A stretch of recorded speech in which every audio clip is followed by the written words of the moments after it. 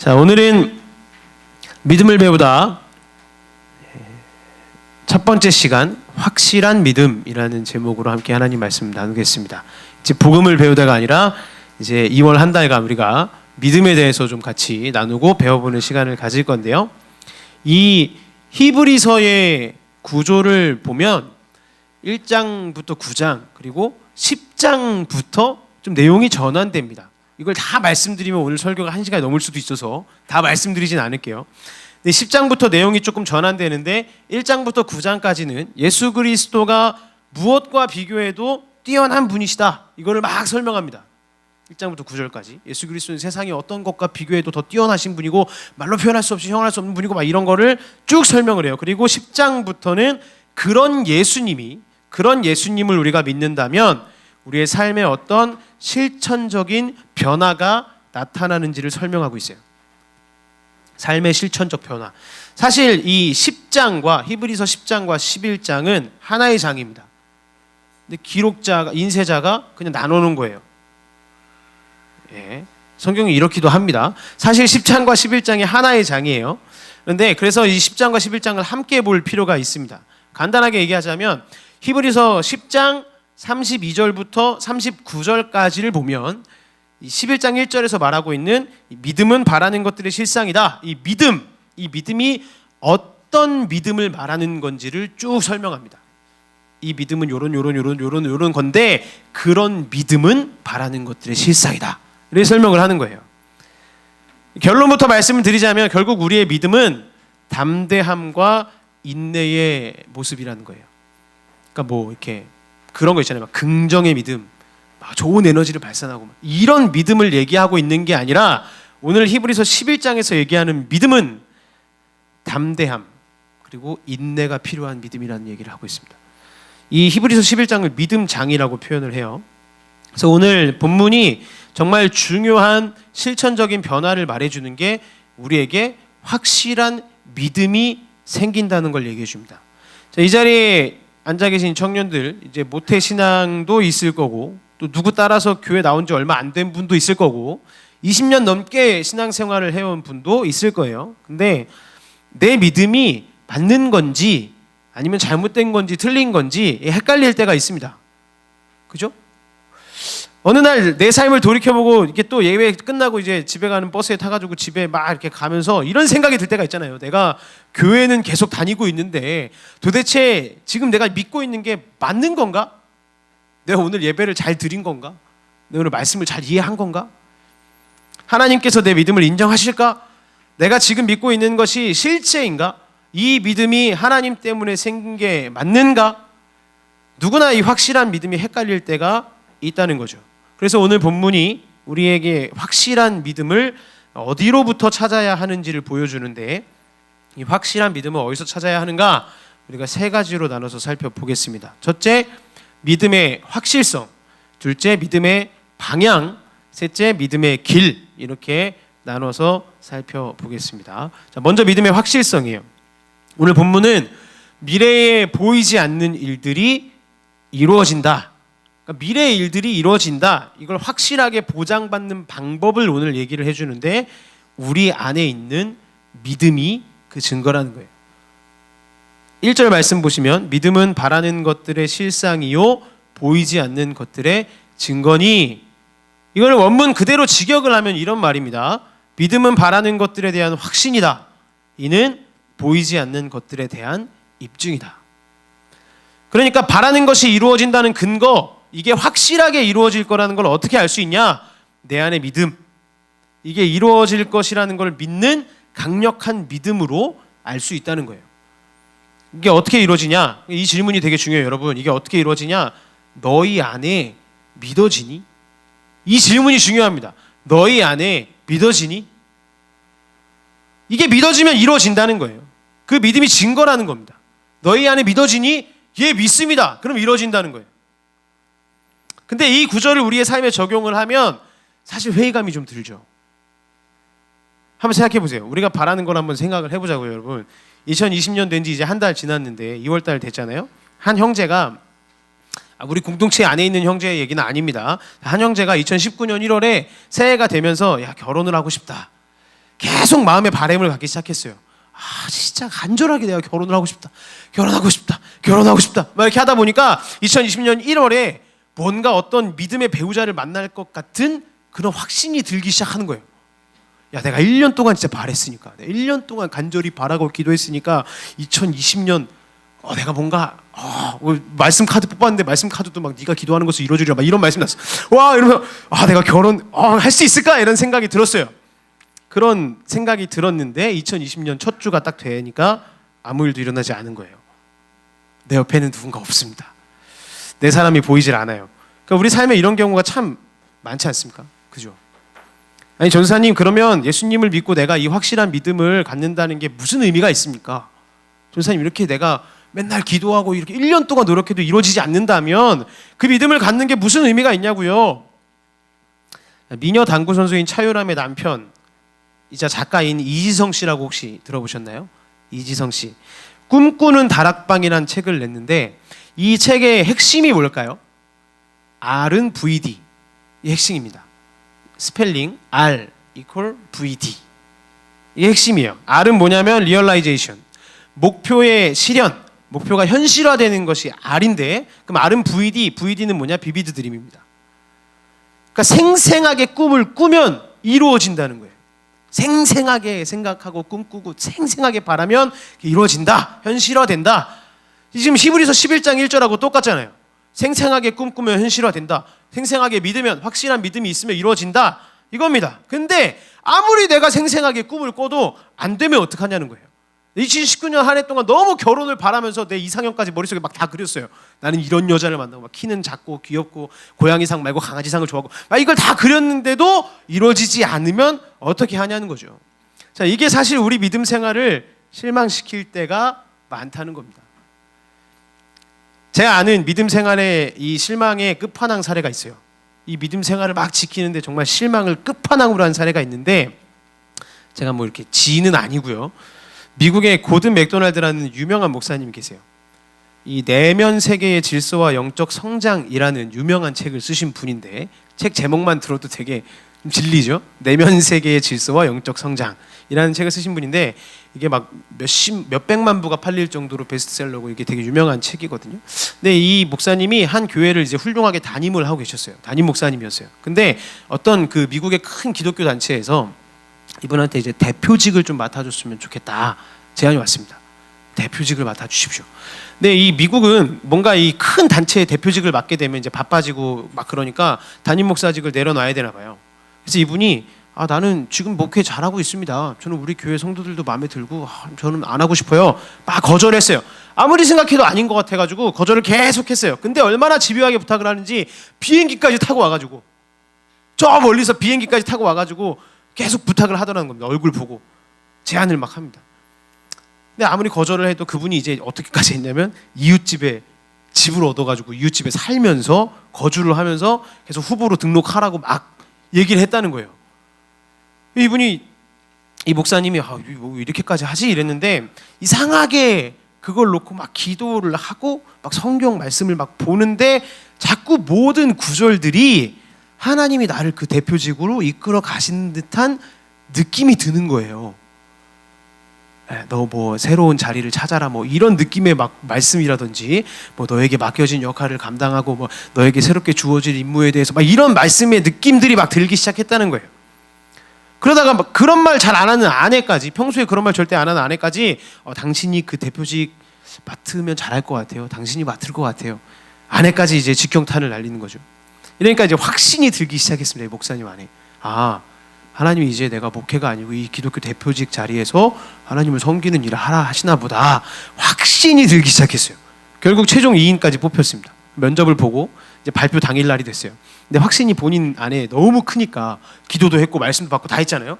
확신이 너무 크니까 이제 교역자들한테 이제 교회 사임할 거라고 얘기를 해야 되잖아요. 자기가 붙으면 교회를 사임하니까 얘기를 해야 되니까 발표가 이제 오전에 난다 그래서 교역자들한테 전날 이제 내일 주일 예배 끝나고 모두 오후에 우리 집으로 모여 주십시오. 이렇게 추천을 한 거예요.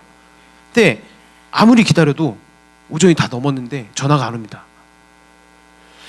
아무리 기다려도 전화가 안 와요. 결국 오후에 교역자들이 다 집에 모였어요. 목사님 저희 왜 모인 거예요? 조금만 기다려보세요. 제가 할 얘기가 있습니다. 좀 잠깐 담소 나누 기다려주세요. 전화가 안 와요. 발표가 나야지 이걸 뭘 얘기를 할 거 아니에요. 그죠?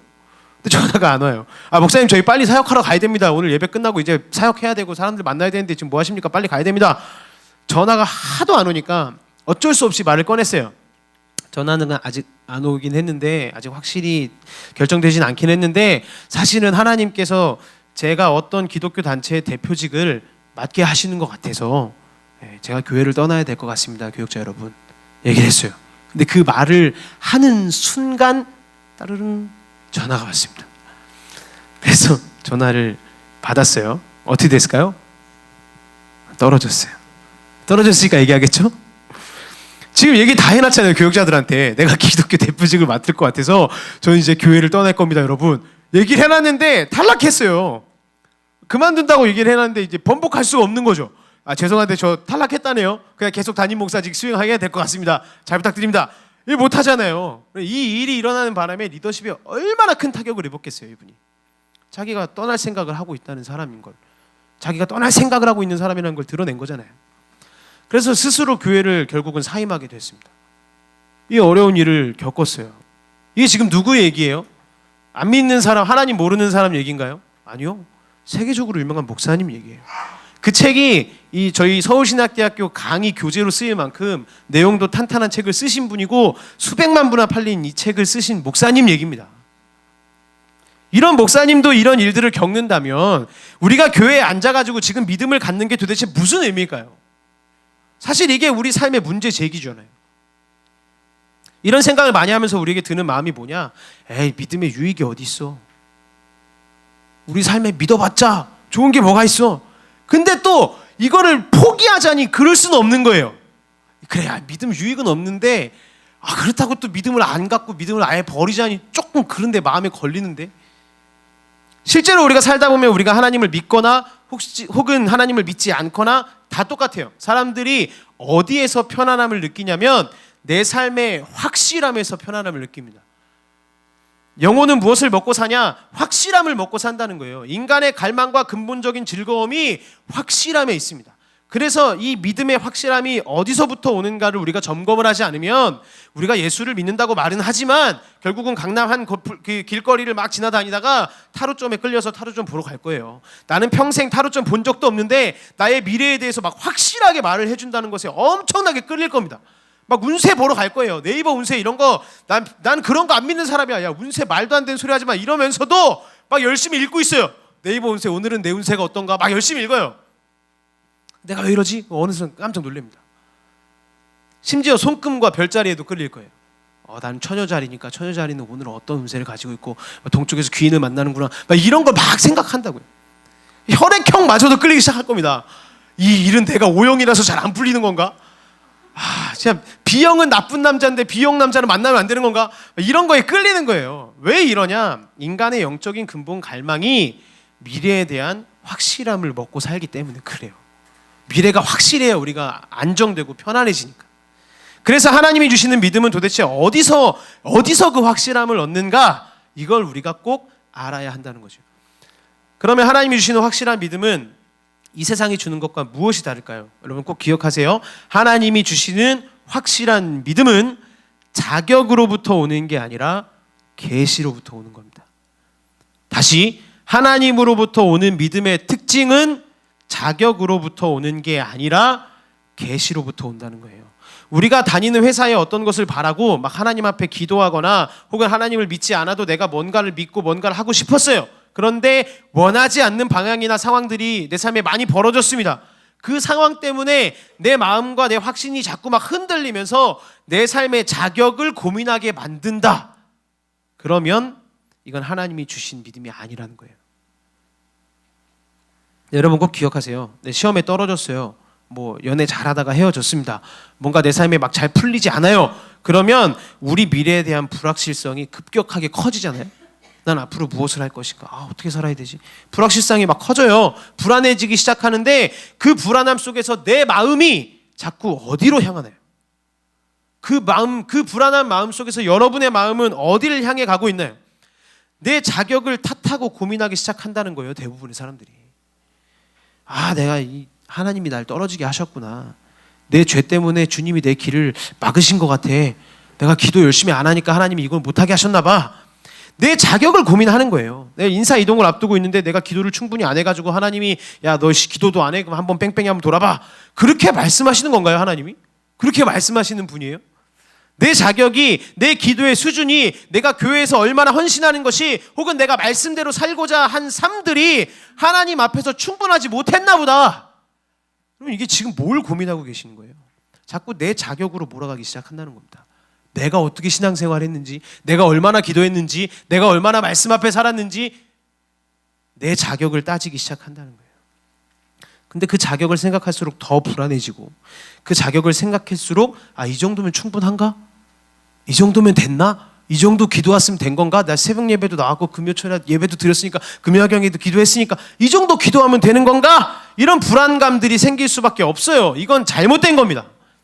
하나님이 주신 믿음이 아니에요. 하나님이 주시는 믿음의 확신은 어디서부터 온다고요? 계시로부터 온다고요. 하나님이 말씀하시는 것, 계시. 3절 말씀 보세요. 본문 3절. 우리 3절 말씀 다 같이 한번 읽어보겠습니다. 시작. 믿음으로 모든 세계가 하나님의 말씀으로 지어진 줄을 우리가 아나니. 아멘. 자, 보이는 모든 것의 근원이 어디로부터 시작되냐? 하나님의 말씀으로부터. 거기서 확실한 믿음이 출발하는 겁니다. 내 존재가 하나님 앞에서, 우리의 가정이 하나님 앞에서, 내 직장이 하나님 앞에서 여전히 이 상황 속에서도 용납받고 하나님이 품고 계시고 하나님 안에서 안전하다는 걸 우리가 어떻게 알 수 있어요? 그냥 잘 가고 있는 것 같다가도 늘 우리 삶에는 어떤 문제가 생기잖아요. 평탄하게 가는 것 같아서 이제 내 기도가 조금 응답이 돼가고 있는 건가 이러다가도 한순간에 막 뒤집어지는 일들이 생기잖아요. 그때마다 내 믿음이 자꾸 자격을 향해 가게 만든다면 그건 절대 하나님이 주신 믿음이 아닙니다. 자격이 아니라 하나님이 나에게 뭐라고 말씀하셨는가, 여기서부터 출발해야 된다고요. 하나님이 지금 내 삶에 뭐라고 얘기하셨는가, 뭐라고 말씀하시는가, 여기서부터 출발해야 됩니다. 그래서 계시가 없이는 하나님을 결코 모른다. 마태복음 11장 27절에 이렇게 말씀합니다. 아들과 또 아들의 소원대로 계시를 받는 자 외에는 아버지를 아는 자가 없느니라. 하나님이 너의 삶은 그런 거야. 야, 너의 삶은 이런 거고 내가 이렇게 그림을 그려놨어. 그래서 지금 네가 힘든 거는 마땅한 거야. 직접 이렇게 말씀해 주시지 않으면 믿음이 절대 생기지 않는다는 얘기예요. 그래서 어떤 사람이 확실한 믿음을 가지고 흔들리지 않는다? 이 확실함은 내 자격으로부터 생겨나는 게 아닙니다. 사람들이 착각을 해요. 올 한 해는 하나님께서 복 주실 것을 제가 확신합니다. 왜냐하면 제가 2019년에 예배 한 번도 안 빠졌거든요. 청년 예배 한 번도 안 빠지고요. 전사님이 부탁하면 다 들어드리고요. 전사님 위해서 기도하고 청년 공동체를 위해서 기도하고 제 삶 위해서 얼마나 제가 2019년 한 해 동안 너무 기도 많이 했는데요. 그러니까 2020년에는 하나님이 복 주실 거예요. 확신합니다. 이 확실함의 근거가 지금 뭐예요? 내 자격이죠. 내가 어떻게 믿음 생활을 했는가예요. 전혀 그렇지 않습니다. 하나님이 그렇게 드러내시지 않는다고요. 성실함과 도덕성과 깨끗함과 내 실력과 하나님이 그런 사람들에게 자기 뜻을 먼저 드러내시는 게 아닙니다. 우리가 그 믿음을 가질 수 있는 유일한 통로는 뭐냐면 하나님이 직접 말씀하셔서 그 믿음을 주시는 것. 그래서 그냥 그게 깨달아지니까 흔들리지 않을 수 있다는 거예요. 그래서 네덜란드 유명한 개혁신학자인 헤르만 바빙크라는 사람이 하나님이 주시는 참된 믿음을 이렇게 설명을 합니다. 내 상황이나 내 제약과 관계없이 믿음으로부터 시작한다고 얘기를 해요. 잘 한번 들어보세요. 하나님에 대한 참된 지식은 오직 하나님께서 우리 마음에 직접 일으키시는 믿음을 통해서만 가능하다. 우리 마음에 직접 일으키시는 믿음을 통해서만 가능하다. 비록 온 세상과 그의 양심이 그가 하나님의 모든 계명을 어겨서 비참한 죄를 지었고 온갖 죄악으로 기울어져 있다고 정죄할지라도 믿는 사람은 순수한 은혜 가운데 하나님이 그에게 그리스도의 의를 베푸셔서 마치 그가 결코 죄를 짓지 않았을 뿐더러 또한 그리스도께서 그의 구원을 위해 이루신 절대적 순종을 마치 그가 이룬 것처럼 여기신다는 것을 증언할 수 있을 뿐이다. 이게 계시를 통한 믿음입니다. 그래서 쉽게 얘기하면 성경, 하나님의 말씀을 통해서 예배를 드리면서 우리가 계속 설교를 듣고 목장 모임을 하면서 계속 말씀을 보고 있는데 어느 순간 저 말씀이, 어느 순간 전도사님이 막 얘기하고 있는 그 말이 하나님이 내게 하시는 말씀 같다. 하나님이 내 삶을 저렇게 대하고 계신다. 하나님이 내 삶을 저렇게 존귀하게 붙들고 계신다. 이게 올라오면서 다른 사람들이 내게 말했던 것, 내 삶을 예측했던 것, 야, 넌 안 될 거야, 너 망할 거야, 너 오래 떨어질 거야, 스스로를 내 삶의 규정지었던 그 모든 것들이 가치가 없어져요. 이게 중요한 게 아니란 생각이 들기 시작하는 겁니다. 이 계시를 통한 믿음만이, 하나님의 말씀이라는 계시를 통한 그 믿음만이 내 삶의 모든 자격과 관계없이 확실한 믿음을 유지하는 길이라는 거예요. 오늘 우리가 꼭 기억해야 될 게 뭐냐면, 여러분, 계시의 역사성이라는 단어를 기억하셨으면 좋겠습니다. 계시의 역사성. 이게 뭘까요? 역사적인 일이 써 있는 것 같아요. 근데 성경은 계시잖아요. 계시가 뭐예요? 역사적으로 일어나는 그 일들 속에서 하나님이 직접 말씀하시겠다. 이게 성경이라는 거예요. 역사적으로 일어났던 그 사실들, 그 일들 속에 하나님이 직접 말씀하셨다. 이게 성경이라는 겁니다. 이 바빙크의 말을 마저 한번 들어보세요. 계시의 특징은 역사성에 있다. 구약 성경은 우리에게 평범한 이스라엘의 역사를 서술한 책이 아니다. 복음서는 예수님의 생애에 대한 연속적인 이야기로 보기에는 그렇게 적당한 책이 아니다. 왜냐하면 이 모든 작품들은 오직 믿음의 관점으로 기록된 것이기 때문이다. 종교개혁은 성경이 단지 과거 사건의 이야기가 아니라 우리를 향한 하나님의 말씀이라는 입장을 취했다. 따라서 믿음은 역사적 기록이 진리라는 것에 단순히 동의하는 것이 아니라 구원의 기쁜 소식을 진심으로 신뢰하는 것이다. 성경이 일어났던 일이 진짜라는 거 믿어요, 안 믿어요? 여러분, 믿으세요, 안 믿으세요? 이렇게 묻는 거, 믿으면 당연히 좋죠. 믿으면 좋은데 이렇게 묻는 것 자체가 사실은 올바른 믿음 생활이 아니라는 겁니다. 우리가 무엇을 믿는 거예요? 성경에 일어났던 일을 믿는 게 아니라 이것이 역사적인 사실이라는 건 당연한 거고, 저는 그 계시를 믿습니다. 그 이스라엘 역사에 일어났던 그 사실 속에 하나님이 말씀하셨던 것들, 하나님이 보여주신 그 계시를 믿습니다. 하나님이 지금 이 성경책을 통해서 직접 내게 말씀하시는 분이심을 내가 믿습니다. 여기서부터 우리의 참된 믿음이 시작된다는 거예요. 이 성경책이 그냥 단순히 이스라엘의 역사를 증거하고 있는 책이 아니라, 예수님의 삶이 어땠건 거를 증거하는 책이 아니라, 이 말씀 속에 나타나 있는 하나님의 계시가 오늘을 살아가고 있는 나에게도 충분하게, 나에게도 확실하게 믿음을 주어준다. 이게 우리의 참된 믿음이 시작되는 모습입니다. 이 확신부터 우리가 시작하지 않으면 내 삶이 어떤 시험 때문에 무너질 때마다, 어떤 어려움들이 찾아와서 무너질 때마다 또다시 고민이 시작되는 거예요. 내가 더 뭘 해야 되지? 내가 어떻게 해야 되지? 여러분, 확실한 믿음은 하나님의 계시 안에 있습니다. 두 번째로 살펴본 건 믿음의 방향이죠. 그럼 하나님이 내게 직접 말씀하시는 이 계시에 대한 경험이, 하나님이 말씀하시는 그 경험으로부터 내 삶을 내가 시작할 때 이 믿음은 실제적으로 우리가 살면서 어떤 방향을 향하게 하는가? 두 가지 확신으로 우리를 이끄시는데, 첫 번째는 인격에 대한 확신을 주시고, 두 번째 행동에 대한 확신을 주십니다. 먼저 인격에 대한 확신을 우리에게 주셨어요. 아까 그 고든 맥도날드 목사님이랑 똑같아요. 전사님 좋습니다. 제가 하나님의 말씀을 통해서 그분 앞에서 구원 받았다는 걸 제가 알아요. 제가 그분을 통해 구원을 받았음을 믿습니다. 제가 그 믿음이 진짜 있습니다. 제가 성경을 보면서 막 말씀 듣고 교회 다니면서 그 믿음이 생겼어요. 그런데 구체적인 내 삶 속에서 나타나는 그 실망감, 이렇게 내 삶이 실망스러울 때 내가 어떻게 평안함을 누릴 수 있습니까? 오늘 본문이 하나님이 주시는 믿음의 방향성을 지금 보여주는데, 하나님이 주시는 믿음은 결과를 확신하는 게 아니라 하나님의 인격을 확신하는 방향으로 이끄시래요. 하나님이 주시는 믿음은 우리가 결과를 확신하게 하는 게 아니라 하나님의 인격을 확신하게 하십니다. 오늘 본문 6절 말씀 보세요. 믿음이 없이는 하나님을 기쁘시게 하지 못하나니 하나님께 나아가는 자는 반드시 그가 계신 것과 또한 그가 자기를 찾는 자들에게 상 주시는 이심을 믿어야 할지니라. 하나님은 어떤 분이세요? 살아서 역사하시는, 존재하시는 분이다. 또 하나님은 믿고 나아가는 자들에게 상을 주시는 분이다. 이게 뭐예요? 하나님의 인격이고 하나님의 성품입니다. 이걸 신뢰하는 방향으로 우리의 믿음이 흘러가게 된다는 거예요. 하나님이 그렇게 만드신다는 거예요. 어떤 결과를 신뢰하는 게 아니라. 오늘 본문 히브리서 11장에 쭉 나오는 게 뭐냐면 이 믿음의 사람들, 우리 믿음의 선조들의 구체적인 삶 속에서 믿음으로 의의를 이뤘다는 내용들이 나옵니다. 누구는 뭘 했고 누구는 뭘 했고 누구는 뭘 했고 이게 계속 나와요. 그런데 우리는 이걸 쭉 읽으면서 그래, 나도 이번 달에 조금만 더 힘내면 내 월급이 올라갈 거야. 맞아요? 헷갈립니다, 이게. 그죠? 조금 헷갈려요. 믿음을 크게 해야 되는 게 뭔가요?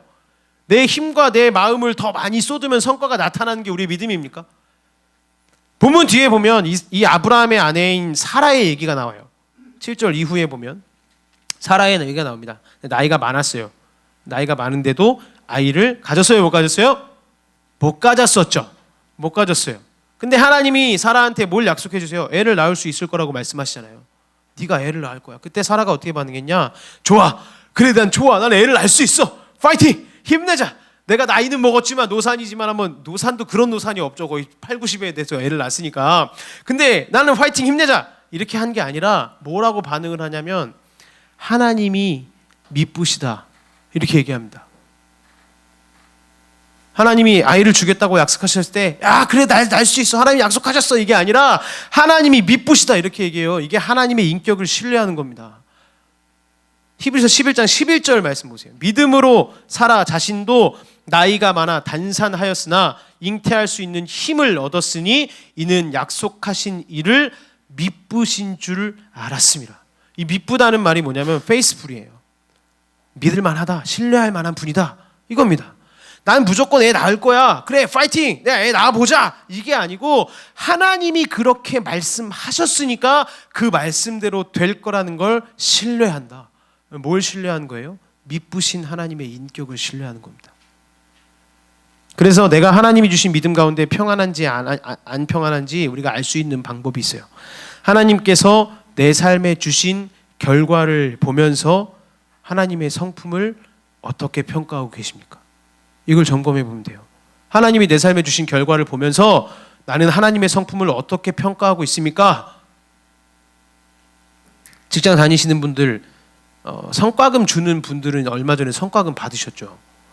저도 군대 다닐 때 이제 성과금 받으려고 엄청 노력하고 막 자료 만들어내고 막 이랬던 기억이 있어요. 성과금 받으셨죠. 대학생들은 성적, 새내기들은 정시 발표, 이 우리 인생의 수많은 결과와 성과가 나오죠. 언제나 나와요. 언제나. 누군가는 나를 평가하고 있습니다. 내 연봉이, 내 학교가 결정되겠죠. 누군가한테는 우리가 평가를 받잖아요. 근데 결과가 나왔어요. 그때 그 결과를 보면서 내가 하나님의 성품을, 그 하나님의 성품을 내가, 내 마음이 어떻게 평가하냐는 겁니다. 야, 결과 왜 이래 이거? 난 더 이상 하나님을 신뢰할 수 없어. 점점 답답해, 내 마음이. 하나님이 뭔 생각을 가지고 계신지 모르겠어. 내가 1년 동안 그렇게 기도하고 열심히 공부한다고 나름 준비해가지고 했는데 왜 내가 이 대학에 떨어진 거야? 난 하나님이 정말 믿을 만한 분인지 확신이 서지 않아. 아니요. 믿음은 하나님의 인격, 성품, 그 속성을 신뢰하는 방향으로 하나님이 이끄시는 것이지 절대 어떤 특정한 결과에 집착해서 하나님의 성품을 무너뜨리는 게 아니에요. 그건 믿음이 아닙니다. 너무 힘든 거 알아요. 여러분의 상황이 너무 어렵다는 걸 인정하지 않는 게 아닙니다. 여러분의 힘든 상황을 충분히 공감하고 인정합니다. 슬플 수 있어요. 좌절할 수 있습니다. 그러나 하나님이 주신 믿음은 결코 상황에 양보하지 않아요. 여러분 기억하십시오. 하나님이 주신 믿음이라는 걸 내가 어떻게 확신할 수 있습니까? 하나님이 주신 믿음은 결코 상황에 양보하지 않습니다. 이게 하나님이 주시는 확실한 믿음의 특징이에요. 자, 다음 믿음의 방향, 행동에 대한 확신을 주신다는 거예요. 행동. 하나님이 주시는 믿음은 특별한 행동으로 연결시키신다는 거예요. 하나님이 주시는 믿음이 어떤 행동을 하게 한다는 얘기입니다. 본문에 보면 7절에 노아 얘기가 나오죠. 믿음으로 노아는 아직 보이지 않는 일에 경고하심을 받았다. 노아 얘기가 나와요. 세상에 악이 너무 가득해서 하나님이 심판을 내리겠다고 하십니다. 창세기 6장 17절 말씀 보면 내가 홍수를 땅에 일으켜 무릇 생명의 기운이 있는 모든 육체를 천하에서 멸절하리니 땅에 있는 것들이 다 죽으리라. 하나님 이렇게 얘기하셨어요. 요즘 사람들은 뭘로 날씨를 판단합니까, 여러분? 물론 여기 계신 몇몇 분들은 몸이 쑤시고 막 무릎이 시리고 이러면 이제 오늘은 비가 오겠다 이렇게 생각하시는 분들이 있을 수도 있는데 보통은 우리는 일기예보를 보죠, 그죠? 보통 일기예보를 봅니다. 근데 노아는 비가 올 걸 어떻게 알았어요? 노아는 그 홍수가 내릴 걸 어떻게 알았어요? 그냥 믿은 거예요. 그냥 믿은 거예요. 비가 올지 안 올지 그런 거 노아에게는 1도 중요하지도 않았습니다. 배를 막 만드는데 진짜 비가 올까? 어떻게 되지? 이런 거 생각조차 하지 않았어요. 그냥 믿었습니다. 하나님이 얘기하셨으니까. 하나님의 말씀을 위해서라면 세상 사람들이 비웃는 것도 전혀 상관없었어요. 야, 저 멍청한 놈 봐라고 이렇게 날씨가 좋고 쨍쨍한데 저렇게 큰 배 만든다고 온 가족이 고생을 하고 있으니 저 완전 바보 멍청이지. 이거 전혀 상관없었어요. 그가 한 것은 그저 하나님의 인격을 신뢰한 것밖에 없습니다. 노아가 하나님이 자기에게 명하신 대로 다 준행하였더라. 창세기 6장에 보면 이 말씀이 나와요. 노아가 하나님의 말씀을 어떻게 받아들였냐? 노아가 하나님이 자기에게 명하신 대로 다 준행하였더라. 이게 노아의 믿음의 모습이에요. 사람들이 아무리 그를 보고 멍청하다고 손가락질하고 비난하고 욕을 해도 노아는 그저 하나님을 믿는 믿음 그 하나로 하나님이 자기에게 명하신 대로 다 준행하였더라. 행했습니다. 믿음으로의 이 행동에 대한 확신을 얻은 거죠. 우리도 마찬가지예요. 하나님이 주시는 믿음이 참되고 확실한 믿음인지 분별하는 그 기준이 어디에 있어요? 하나님께서 내 삶에 참된 믿음을 주시면 반드시 행동의 길을 같이 열어주십니다. 그래서 그 행동에 그 믿음의 열매를 맺을 수 있는 그 행동을 보이게 하실 거라는 거예요. 우리가 교회에서 많이 얘기하죠. 1년 동안 교회를 열심히 다녔습니다. 근데 이런 마음이 들어요. 야, 예수 믿는다고 뭐가 되냐? 내 삶은 아무것도 안 좋아졌어. 안 나아졌어. 믿는 거는 그냥 마음속에 있는 거고 내가 그분을 믿는다는 건 그냥 내 마음속에 있는 거고 내 행동은 그거랑 다른 거지. 아니요, 여러분 이 질문을 던져야 됩니다. 참된 믿음은 이런 거예요. 주님이 주신 믿음이 당신의 어떤 행동을 시작하게 했습니까? 여러분 이 질문을 던지셔야 돼요. 주님이 주신 믿음이, 하나님이 주신 그 확실한 믿음이 당신의 어떤 행동을 시작하게 했습니까? 이게 진짜 믿음이라는 거예요. 믿음은 구체적인 행동과 연결되어 있는 겁니다. 그래서 우리가 이 반드시 점검해야 될 게 있어요. 거짓된 믿음. 내가 스스로 하나님하고는 관계없이 막 그냥 내 삶이 잘 되겠지 뭐. 되게 이런 기독교인들이 생각보다 많아요. 나는 기도 잘 안 하면서 나는 뭐 이렇게 막 매달리는 것도 없으면서 하나님이 날 사랑하시니까 이 정도는 되지 않을까? 이런 기독교인들이 생각보다 너무 많아요. 확신하는 믿음, 그냥 내 마음대로 하나님과의 관계가 전혀 없는데 확신하는 그 믿음은 하나님 앞에서 내 행동을 가려버려요. 행동하지 않게 만듭니다. 여러분 기억하세요. 내가 지금 부모님께 잘못된 언행을 하고 있어요. 이 모든 일들의 뿌리가 내 행동에 있다는 것을 내가 다 아는데 내 거짓된 믿음은 뭐 이게 뭔 상관이야. 나는 내년에도 내가 그냥 잘 될 거야 하면서 뭘 가려요? 지금 내 행동이 뭐가 잘못됐는지 내 행동이 뭐가 변해야 하는지를 그냥 가려버리는 거예요. 야, 믿음만 가져. 기도해봐. 하나님 앞에 열심히 살아. 열심히 기도해봐. 예배에 참석해. 이건 다 참된 믿음이 아닙니다. 하나님이 주시는 흔들리지 않는 믿음은 어떤 방향으로? 행동에 대한 믿음. 확실한 믿음은 내 행동의 문을 연다는 거예요. 노아의 방주를 이 현대판으로 해석해낸 코미디 영화가 있어요. 옛날에 했던 코미디 영화가 에반 올마이티라는 영화가 있습니다. 들어보셨어요? 에반 올마이티? 브루스 올마이티라는 영화에서 그 주인공이 신이 되면서 되게 괴롭힘 받던 이 에반이라는 뉴스 앵커가 이제 하원 의원이 돼서 주인공으로 등장을 해요. 근데 이 영화에 보면 이 신하고 주인공 아내가, 이 에반의 아내가 대화를 하는 장면이 나옵니다. 남편 때문에 힘들어가지고 남편이 막 노아의 방주를 막 짓고 있어요. 20세기에. 말도 안 되는 일이죠. 막 나무를 막 이렇게 잘라서 자기가 직접 이렇게 하는데 남편이 면도를 하고 또 해도 노아처럼 막 수염이 나요. 그러니까 이 아내가 너무 힘들어가지고 이 아내가 아이들을 데리고 집을 나왔습니다. 그래서 딴 데로 가다가 휴게소를 들렸는데 아내한테 이 신이 식당 종업원으로 찾아와요. 식당 종업원으로 변신해서 찾아와서 대화를 나누다가 이 신이 아내에게 이런 말을 던집니다. 여러분 잘 들어보세요. 누군가 인내를 달라고 기도하면 신은 그 사람에게 인내심을 줄까요? 아니면 인내를 발휘할 수 있는 기회를 주시려 할까요? 용기를 달라고 하면 용기를 주실까요? 아니면 용기를 발휘할 기회를 주실까요? 만일 누군가 가족이 좀 더 가까워지게 해달라고 기도하면 하나님이 뿅 하고 묘한 감정이 느껴지도록 할까요? 아니면 서로 사랑할 수 있는 기회를 마련해 주실까요? 신이 그 아내에게 이 말을 던집니다. 그러니까 전에는 내가 이 믿음 얻기 전에는 내가 전혀 원했던 게 아니에요. 내 스타일도 아닌 일들이었어요. 그런데 믿음 안에서 이 행동을 내가 하길 원하시는구나. 이것만 하면 다 풀리겠구나. 갑자기 막 이런 생각들이 들고 그 행동의 문을 열어주신 대로 그냥 내가 살아가다 보니까 내 삶이 자연스럽게 회복이 되고 자연스럽게 그 행동에 그 믿음에 대한 열매가 맺힌다는 겁니다. 이게 하나님이 주신 확실한 믿음의 방향이에요. 그리고 마지막으로 믿음의 기대입니다. 믿음의 기대. 히브리서 11장을 우리가 계속 읽다 보면 이 위대한 믿음의 삶을 살았던 그 신앙의 선배들의 마지막 결과가 나와요. 하나님이 주신 믿음이니까 결과가 되게 좋았겠죠? 여러분? 결과가 좋았겠죠?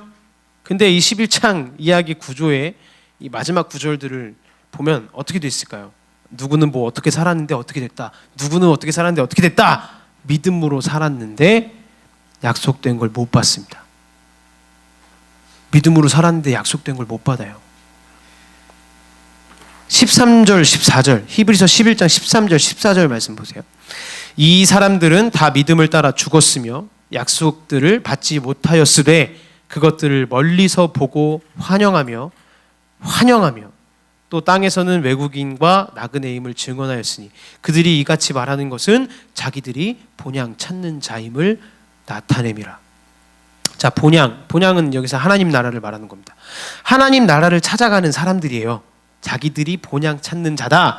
우리가 하나님 나라를 찾아가는 사람들이다. 근데 진짜 믿음을 가지고 하나님 나라를 찾아가는 그 사람들의 마지막이 어땠어요? 약속을 받았어요? 못 받았어요? 못 받았어요. 믿음을 향해 가지고 걸어갔는데 그 믿음을 가지고 하나님 나라를 찾아갔는데 약속을 못 받았어요. 믿음을 주신 건 맞는데 약속은 못 받았다. 이게 무슨 말이에요? 하나님이 주시는 진짜 믿음의 특징을 여기서 우리가 알 수 있는데 뭐냐면 하나님이 주시는 진짜 믿음은 완결을 보여주시는 게 아닙니다. 기대하게 하시는 거예요. 우리 인생의 끝과 완결을 정해놓고 보여주는 게 아니라 그 길들을 기대하게 하시는 게 하나님의 주시는 믿음입니다. 이게 마지막 증거예요. 하나님이 주신 믿음의 특징이 뭐라고요? 하나님이 주시는 참된 믿음은 약속을 다 받지 못할 수 있어요. 그 약속을 못 받을 수 있어요. 그럼에도 불구하고 그 안에서 인내하면서 끝까지 기대하게 만드는 것이 하나님이 우리에게 주시는 믿음의 증거라는 겁니다. 실제로 아브라함이 어떻게 됐어요? 창세기에 야, 너 본토 친척 아비 집을 떠나가지고 내가 너한테 지시할 땅으로 가. 네 민족이 내가 별과 같이 빛나게 해줄게. 그리고 이 땅 너 줄게. 너 가져가. 했는데 여러분 아브라함 생각해 보세요. 아브라함이 죽기 전까지 그 약속 받았어요? 못 받았어요? 못 받았어요. 물론 받은 것도 있어요. 아까 사라 얘기했잖아요. 아들을 낳았어요? 못 낳았어요? 낳았죠 결국. 아들은 받았어요. 그럼 우리는 요즘 어떻게 생각하냐면 오 흐름 좀 좋은데? 이렇게 생각할 거 아니에요. 그러니까 내가 온전한 예배 섬겨야지. 내가 한 번도 안 빠지고 1년 동안 잘 다녀봐야지. 그래서 1년 됐어요. 그래서 내가 뭔가를 합격했어요. 뭔가 일이 잘 풀려요. 그러면 내 삶이 좀 잘 흘러가는데 내가 교회를 열심히 나와서 그런가? 그렇게 하잖아요. 역시 믿으니까 뭐가 되네. 근데 그 다음에 또 뭐가 안 돼요. 그 다음에 또 뭐가 실패해요. 그 다음에 뭐가 또 넘어져요. 그럼 당장 어떻게 돼요? 운이 없었네. 이러지 않습니까? 하나님이 주시는 믿음은 그게 아니라는 거예요. 사라가 아들을 낳았어요. 이삭 낳았어요. 이삭이 나왔어요. 세상에. 근데 이 가나안 땅을 야곱 때도 이삭 때도 아브라함 때도 못 들어갔고 이삭 때도 못 들어갔고 야곱 때까지도 못 들어갔습니다. 아브라함 다 죽고 모세 때도 결국 그 가나안 땅을 못 들어갔어요. 여호수아 때나 돼서야 들어갔다고요. 그런데 뭐래요? 지금 이 말씀에 그런데 뭐래요? 이 아브라함 이 믿음의 조상들이 멀리서 보고 환영했다 그럽니다. 내가 그 약속을 받지 못했는데 나는 진짜 평생을 하나님 믿음 가지고 살면서도 하나님 약속하신 그 약속을 내가 못 받았는데도 멀리서 보고 죽고 나서 천국에서 보면서 환영했다는 얘기예요. 기뻐했다고요. 여러분 기억하셔야 돼요. 하나님께서 주신 믿음 가지고 내가 계속해서 살고 있는데 내 삶에 이루어진 게 있고 하나님이 분명히 일하시는 걸 아는데 그래서 감사한데 하나님 이 부분은 왜 이렇습니까? 왜 이건 안 해주십니까? 라는 의구심이 들 때마다 내가 도대체 어떤 자격이 부족해서 이걸 이루어지지 못하게 하시는 겁니까? 라고 생각하면 절대 안 된다는 거예요. 우리의 부족함 때문에 그게 안 이루어지는 게 아닙니다. 믿음의 마지막 특징은 뭐냐? 인내와 기대함이에요. 절대 성도들의 실책이 아닙니다. 한 신학자가 이 구절을 이렇게 주석을 했어요. 그들이 약속을 받지 못한 것은, 그 믿음의 선조들이 그 약속을 받지 못한 것은 그들의 실책 때문이 아니다. 그것은 하나님께서 그렇게 계획하셨기 때문이다. 이 주님의 영역이 분명히 있다는 거예요. 아브라함이 막 자기의 와이프를 막 여동생으로 속여가지고 막 거짓말을 하고, 그래서 아내가 딴 남자한테 결혼할 뻔하고, 이래서 아브라함이 그 약속을 못 받은 게 아니라는 겁니다. 하나님의 계획하심인 거예요. 여러분, 이거를 확신하시길 축복합니다. 하나님께서 분명히 일하시는 게 있습니다. 그런데 끝까지 뭐가 잘 안 풀려요. 아, 이거 하나님이 시작하셨나? 막 기대함이 생기고 막 소망이 생기는데 잘 안 풀려요. 잘 되지 않아요. 근데 그럼에도 불구하고 하나님이 주신 믿음의 특징은 뭐냐? 그 기대가 끝나지 않는 거예요. 끝까지 그 기대함을 가지고 인내하는 겁니다. 아브라함이 이루지 못했던 것들을 어떻게 하나님이 이루어 가시냐? 이 성취의 마지막 기대를 이 히브리서 11장 39절 40절에서 이렇게 얘기합니다. 우리 한번 다 같이 읽어보겠습니다. 가로 빼고 읽을게요. 시작. 이 사람들은 다 믿음으로 말미암아 증거를 받았으나 약속된 것을 받지 못하였으니 이는 하나님이 우리를 위하여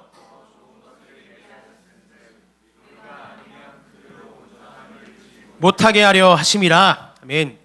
다시 해석을 하자면, 믿음을 통해서 인정받았지만 약속을 받지는 못했다. 왜 약속을 못 받았어요?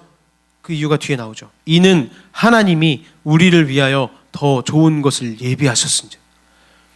우리가 아니면 그들로 온전함을 이루지 못하게 하려 하십니다. 우리가 아니면 그들로, 여기 밑줄을 그으셔야 돼요. 성경책에 있는 분들. 우리가 아니면 그들로. 아브라함이 왜 그렇게 약속도 다 못 이루고 어설프게 죽었을까요? 모세는 왜 그렇게 말도 안 되게 그 약속의 땅에 들어가지도 못하고 어설프게 죽었을까요? 여기에 답이 있습니다. 우리가 아니면 그들로. 그들이 온전하게 되는 것은 그들 당대에서 끝나버리는 게 아니라 그들의 삶에 이루어지지 못했던 그 모든 과정들이 쌓여서 연결이 됩니다. 거대한 하나님의 나라의 계획은 지금 이 시간까지도 아직도 흐르고 있는 거예요. 아브라함이 자신의 생애 약속을 다 받지 못해도 죽기 직전까지 인내하면서 그 기대함을 놓지 않았던 것처럼 우리도 마찬가지예요. 우리는 오히려 아브라함보다 더 나은 입장에 있습니다. 아브라함은 그냥 정말 찐 믿음으로 그냥 그래 될 거야. 그래 하나님 말씀하시니까 되겠지. 그렇게 믿은 거예요. 그러나 우리는 우리의 미래를, 그 미래의 기대를 실망시키지 않을 것이라는 걸 이미 우리가 보고 있다는 겁니다. 우리의 삶의 완결이 어떻게 될지를 보여주신 분이 이미 있다는 거예요. 우리 삶에. 예수 그리스도죠. 예수 안에 있는 자는 죽음 이후에 분명히 죽음을 이기는 삶의 완성인 부활이 있다. 우리는 이미 그 부활을 봤다는 겁니다. 로마서 6장 5절 말씀 보세요. 만일 우리가 그의 죽으심과 같은 모양으로 연합한 자가 되었으면 또한 그의 부활과 같은 모양으로 연합한 자도 되리라. 예수님과 같이 죽을 거라는 거예요. 그리고 예수님과 같이 이미 죽었고 육체도 부활 전에 같이 죽고 갈 거라는 말입니다. 근데 우리가 이상한 게 하나 있죠. 약속 주신다면서요. 하나님의 약속 우리 삶에 주신다면서요. 근데 제가 나이는 이미 찰대로 찼고요. 이제 저는 할 수 있는 게 많지도 않고요. 체력도 점점 나이가 30이 돼가면서 좀 떨어집니다. 내 삶에 희망도 없어요. 전 써놓은 학교들도 다 떨어졌고 시험 보는 것마다 다 실패하고요. 희망이 없어요. 때를 놓친 것 같다고요. 결국 그 희망과 내게 정해주셨던 그 소망을 하나님이 이루지 못하게 하신 겁니까? 라는 생각이 들 때마다 하나님이 주신 믿음은 결코 그렇지 않다는 거예요. 끝까지 내 몸이 쇠해서 없어질 때까지 그 믿음을 우리가 붙들 수 있는 이유는 뭐냐? 우리가 인내해야 하는 이유는 무엇인가? 우리가 아니면 그들로. 하나님의 약속은, 하나님의 나라는 여전히 이 세상 가운데 진행되고 있음을 우리가 알기 때문에 내 삶이 무너져감 속에서도 예수 안에 있는 나는 부활이 있음을 알기에 그 기대를 저버리지 않으리라. 여러분, 오늘 결단하시기를 축복합니다. 원하는 것이 쉽게 실행되지 않는, 쉽게 이루어지지 않는 상황 속에서도 우리가 인내하고 담대함으로 나아갈 수 있는 이유는 하나님이 주신 믿음뿐입니다.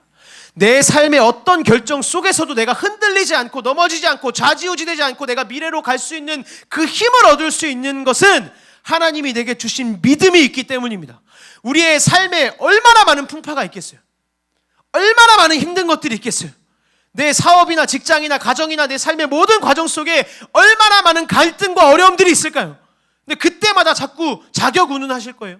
내가 믿음 생활 이렇게 못해서, 내가 뭔가를 부족하게 해서, 내가 뭘 잘못해서 그 자격 운운하실 겁니까? 기도를 안 해서 그런가? 올해는 예배 안 빠지니까 더 잘 되는 것 같네. 그동안 열심히 기도하고 묵상했더니 내가 합격했네. 아 좋네. 뭐 그러다가 가정에서 사고 한번 한다면, 뭐 일 잠깐 한번 잘못 틀어지면 또 왜 이러는 거야? 기도가 좀 부족했나 또? 이거 아니라는 거예요, 여러분. 믿음은 뭐라고요? 인내하고 기대하는 겁니다. 인내하고 기대하는 거예요. 하나님이 우리의 삶에, 내 직장에, 학교에, 가정에, 내 모든 삶의 영역 가운데 하실 일들을 기대합니다. 왜? 우리가 아니면 그들로 이루실 그 약속 가운데에 우리가 서 있기 때문에 그래요. 이제는 자신의 자격에 갇힌 그 거짓된 인간적인 믿음을 넘어서서 하나님이 주시는 계시로부터 오는 확실한 믿음을 가지시고 그 충만한 믿음의 열매를 걷어가시는 모든 청년들의 삶이 되시기를 주님의 이름으로 축복합니다. 아멘. 기도하겠습니다. 함께 찬양하겠습니다.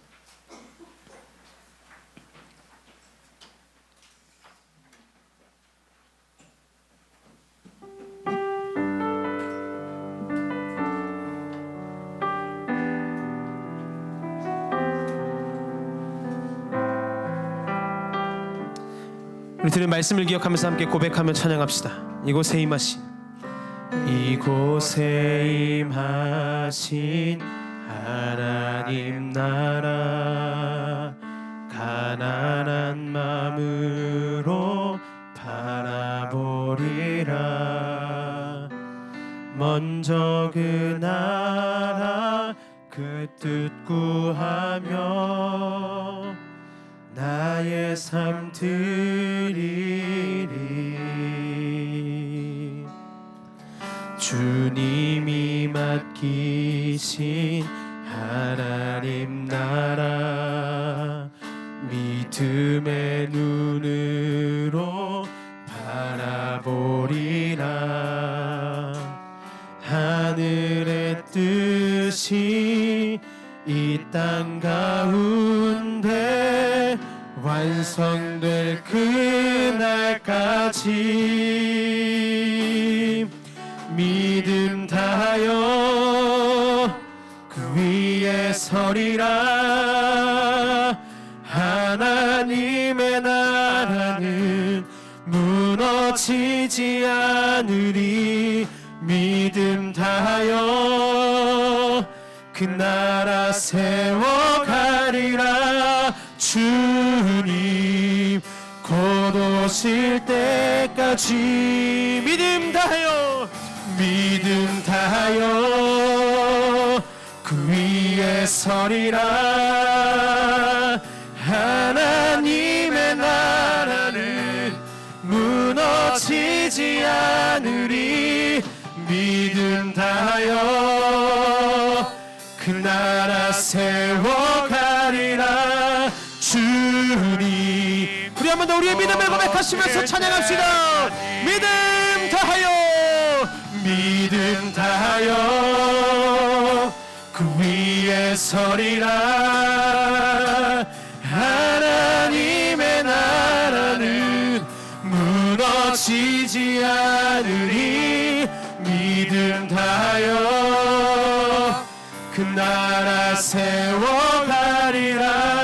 주님 곧 오실 때까지.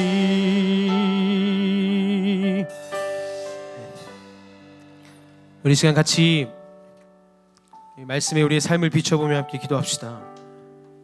여러분의 믿음은 지금 어떤 믿음이십니까?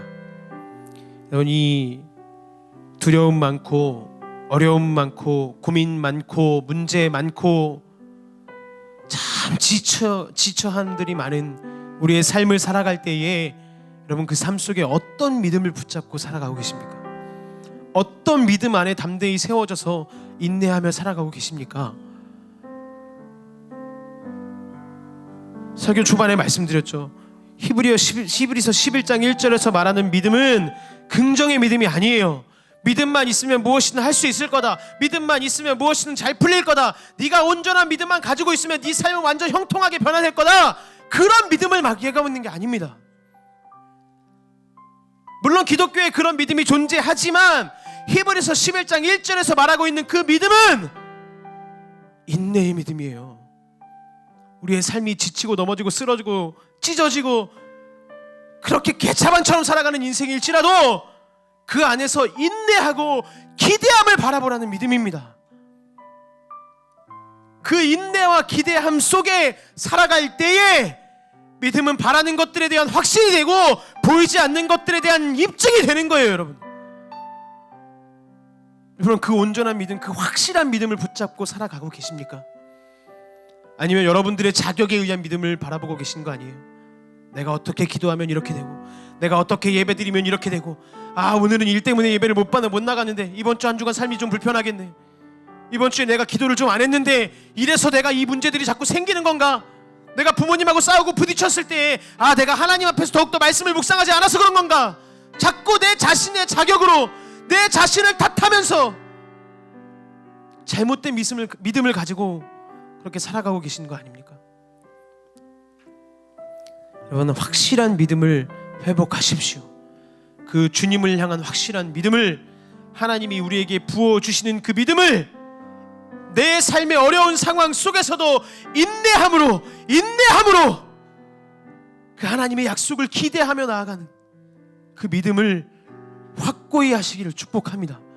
노아의 모습처럼 세상 사람들이 다 비웃고 세상 사람들이 다 욕하고 비난하고 손가락질하고 자신에게 어떠한 확증도 보이지 않는, 비가 내리겠다고 말씀하신 적도 없는 그 하나님의 말씀 하나 붙들고, 그 하나님의 말씀 하나 붙들고 그 말씀 앞에 모든 행동들을 준행했던 노아의 모습처럼 여러분, 이 확실한 믿음 가지고 여러분 삶을 살아가시기를 축복합니다. 제가 기도하실 때에 그 믿음을 간절히 간구하십시오. 하나님 앞에 내가 확실한 믿음을 회복해 나가기를 소망합니다. 더 이상 내 삶의 문제들에 나를 자격으로, 내 자격을 끌어넣어서 나를 문제 삼고 나를 잘못 생각하며 그렇게 온전하지 못한 믿음으로 살아가는 것이 아니라 하나님께서 나에게 부어주시는 확실한 믿음, 내 삶을 인내하고 그 인내의 상황 속에서도 주님을 기대하며 나아갈 수 있는 확실한 믿음을 가지고 살아갈 수 있도록 주님, 나의 믿음을 붙잡아 주시옵소서. 우리 시간 간절한 소망의 마음을 가지고 주님의 이름 한번 부르고 진통성으로 기도합니다. 주여,